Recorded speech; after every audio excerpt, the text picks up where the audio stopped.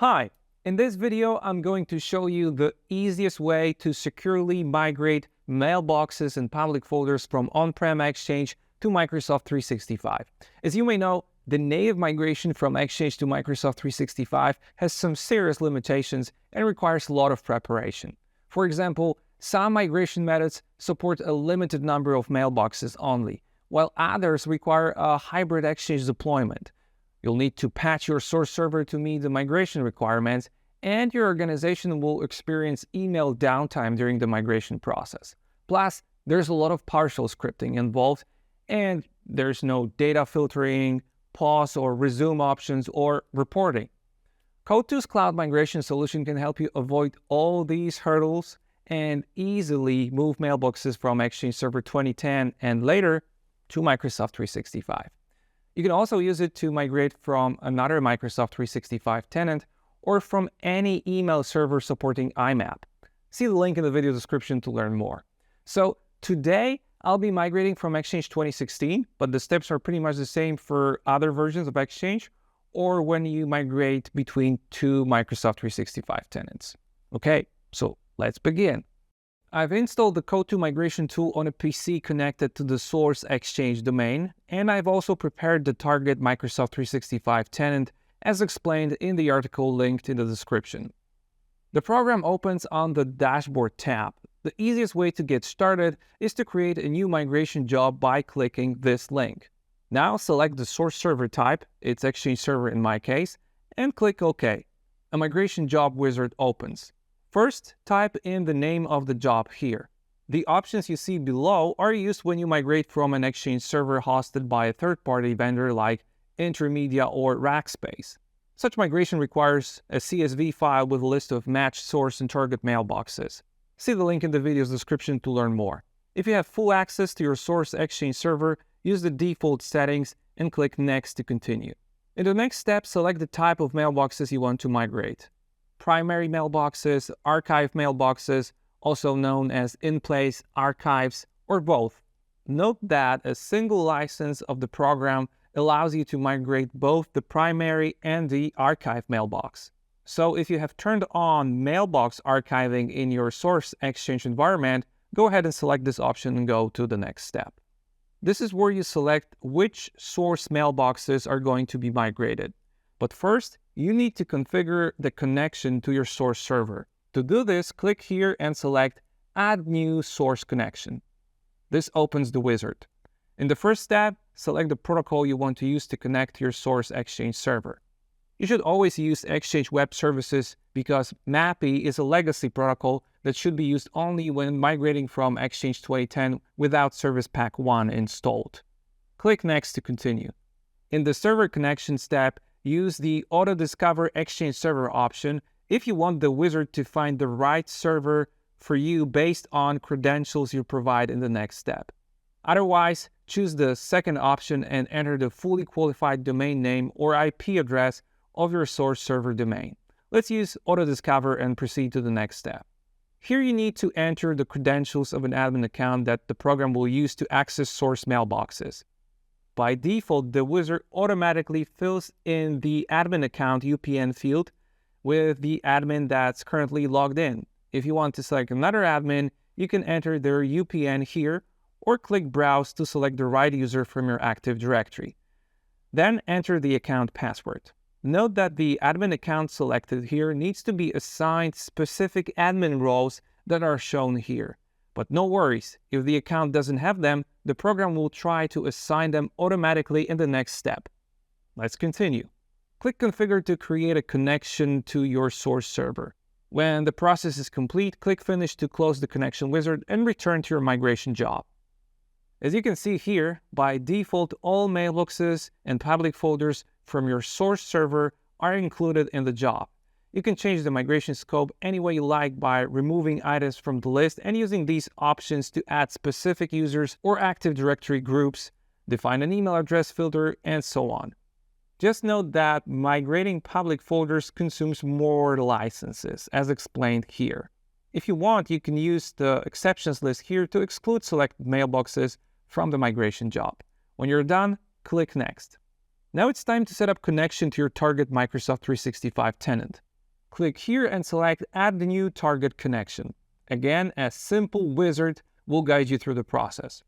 To connect to your tenant and allow the program to perform the migration on your behalf, you need to register the CodeTwo app in the tenant's Azure Active Directory.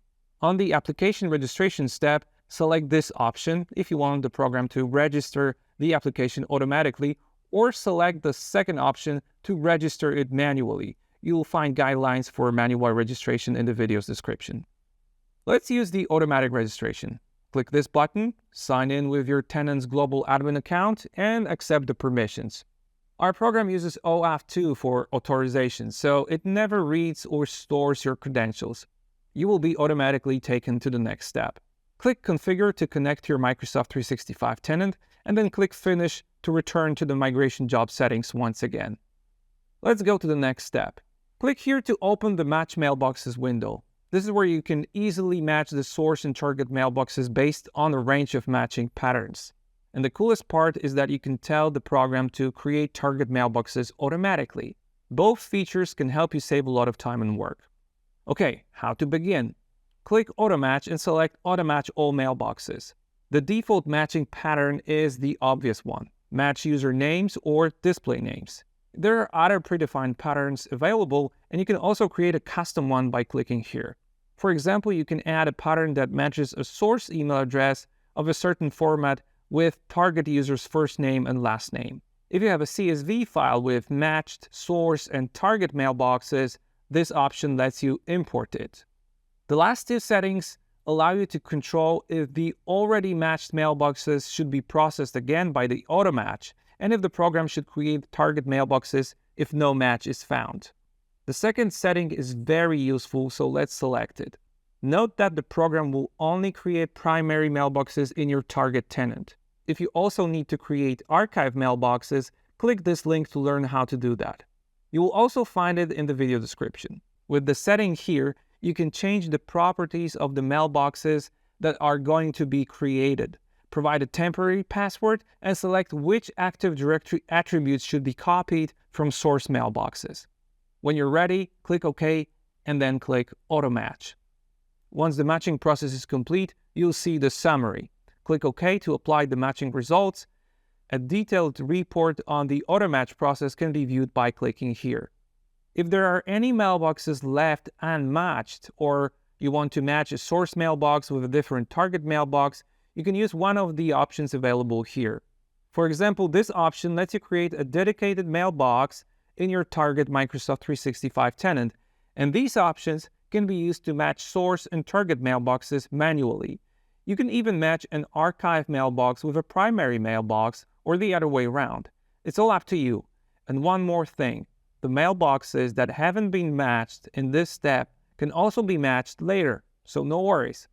Click Save to apply your changes and close this window to get back to the migration wizard. The next step is the scheduler. When it's disabled, you need to start and stop the migration job manually.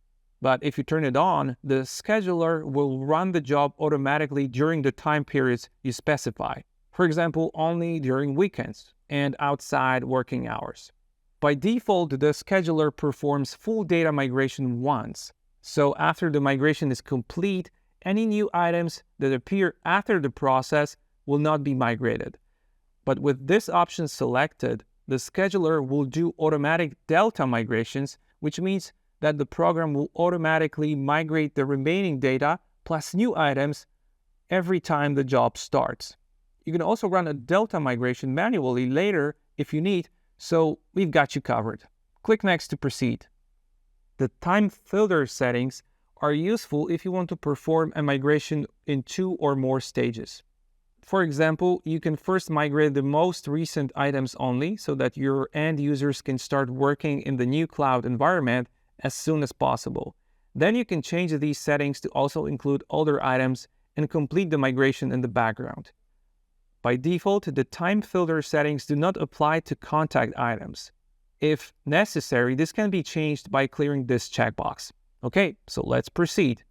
In the folder filter step, select which mailbox folders you want to migrate. For example, if you don't want to migrate deleted items, simply clear this checkbox. Easy as 1, 2, 3. Okay, now let's move to some advanced settings, which are optional. Here you can decide how many mailboxes will be migrated at the same time. The default value is the optimal setting. It is recommended to use a value that's equal to the number of CPU cores on your machine. The second setting lets you set the maximum size of a single item to be migrated. Click Next to proceed to Job Summary. This final step helps you quickly verify your settings. You can now jump back to any of the previous steps to make any changes if you want.